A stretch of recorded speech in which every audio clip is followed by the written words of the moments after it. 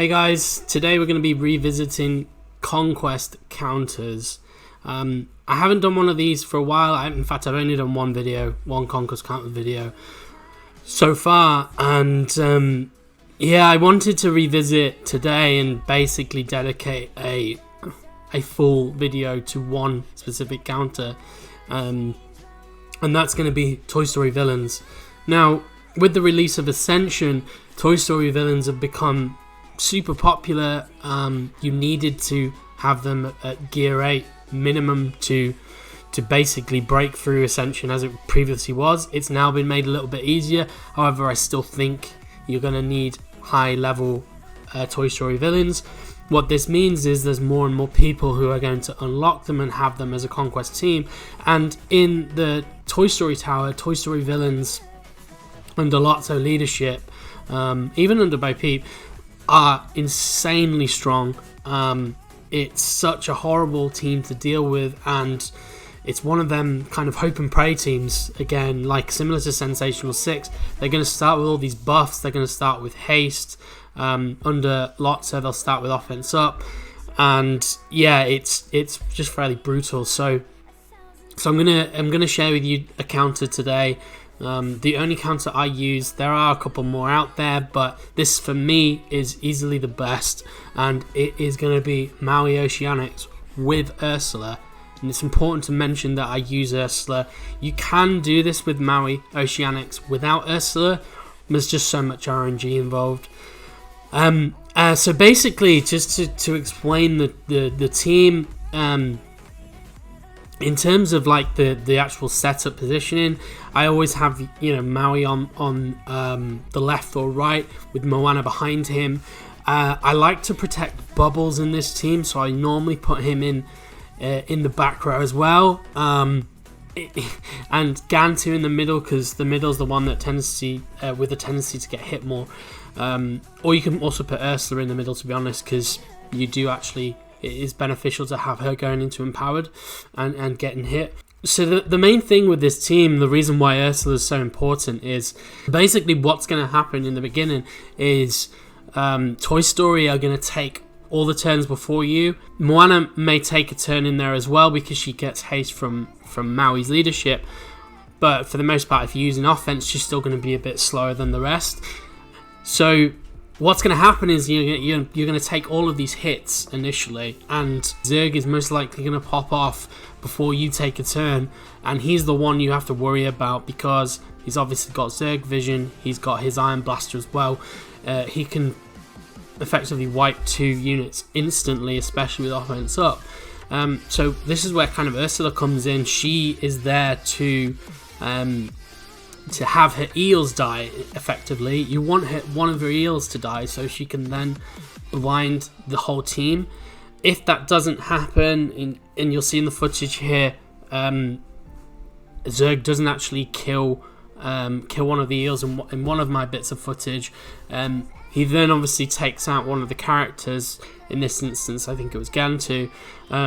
This is where the spells come in, so I'm always very cautious about this counter. I always take in Grammatala and Hammer. I'd like to be able to use Hammer elsewhere, but if I need to take down one of these teams in this tower, I'm gonna basically take in the health spells. Grammatala because of Moana, and obviously generally great with Oceanics, and Hammer just in the event that I actually do lose someone. Quite often, Zurg has a tendency to go after the eels, I find, which is another great reason to have Ursula there. But effectively, you're going to get so much damage in the beginning, it's going to charge Bubbles, and then with Bubbles, you're going to pass the ticket to Maui, and as soon as Maui gets to take a turn, he's going to be able to stun everybody because you've given him tactics. I have Maui with a speed stone here, so it's much easier for me because he's a lot faster with the speed stone. With healthful recovery, he's going to be a little bit slower. But in essence, Bubbles passing him the ticket and waiting for him to have the turn. He's then going to use his mass AoE, which is going to feed Moana. If you actually bring in Shadow, The Shadow is another good spell. As I say, I'm a little bit more cautious, so I take in Hammer, but you'd be able to Shadow Maui and then why not take another turn and use the wave. But yeah, having Maui go and stun the field, it times out their team so they lose their buffs, and once they're stunned, you know, they lose their turn, they lose their buffs, and then you're back to a level playing field, except that they've got some additional buffs from the tower itself and from Lotto's leadership. But you can see from the footage here, you want to aim to kind of polymorph Big Baby or Zerg to stop them from doing big damage. Gantu is actually great here because he can do mass slows, and it's really just surviving that initial onslaught, which is very doable with this team. The reason I like Maui Oceanics as well is because of the additional shield that he gives to everyone.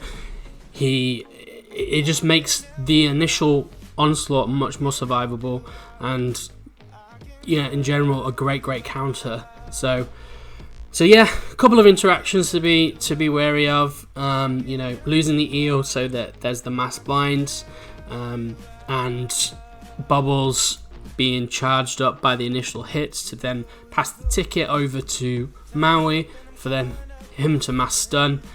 It just works out really well, and this counter is definitely a solid counter.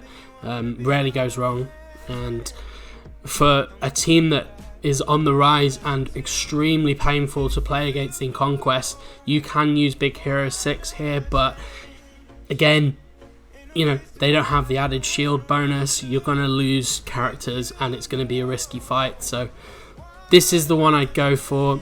My Oceanics are maxed out, so it does make the counter a little bit easier for me, but solid, reliable counter for the most part, and yeah, one I use in Conquest every time that I'm facing the Toy Story Villain Tower. So hope that helps, guys. I will be doing more of these Conquest counter vids, so stay tuned, and yeah, see you in the next one.